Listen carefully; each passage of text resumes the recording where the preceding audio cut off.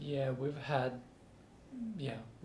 been involved in a number of sort of troubleshooting missions with these kinds of companies. For example, one of them, yes, they also wanted to launch their product before Christmas because, yes, it does make sense from a business point of view.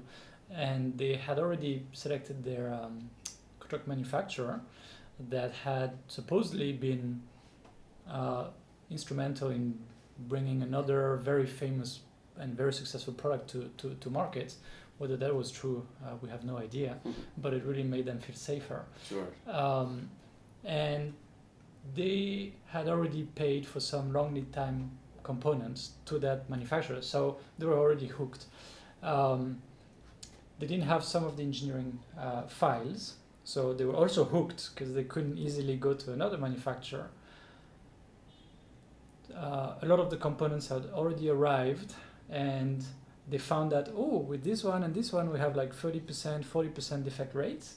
So the qualification of the suppliers had been terrible, actually non-existent. Yeah.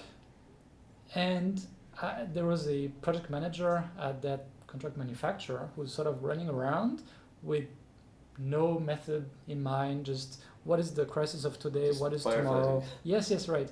And they didn't have the testing stations yet. They didn't have some of the fixtures yet. I mean, it was terrible. They didn't have one of the key components yet. Terrible. So, that's production hell, right? That's really hell, because the buyers who had paid and financed all of that had no idea what was going on, and they didn't see the end of the tunnel. So what we had to do is say, okay, we're gonna do twice a week, 7 a.m. on the line, review the problems from the last few days, and set the plan for the next few days, and keep the overall plan in mind, and see what needs to be done, to get everything to come together. But at one point, I mean, we nearly got thrown out of the project because we told them, you know what, they told you everything was ready. You see, it's not ready. Well, we can tell you it's not even ready for next month. It's not gonna. You're not gonna ship maybe maximum 100 pieces next month. Forget about it.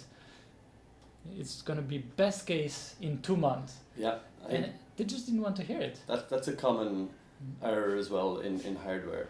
I think in our industry and consumer, a lot of people's background is in software, and like a lot of VCs and investors are in software, and software you can pivot. You can make a mistake and just pivot, and the next day you can do something different. Not exactly the next day, but pretty much. And they try and apply the same philosophy to hardware. So when you encounter issues at a factory like that, they just expect you to be able to fix it and turn it around. But you can't change a tool or a PCBA or an assembly or a FCC certification overnight. So no one wants to hear the truth when you're firefighting like that, that it's day by day by day, but the result that you want to get to is months away.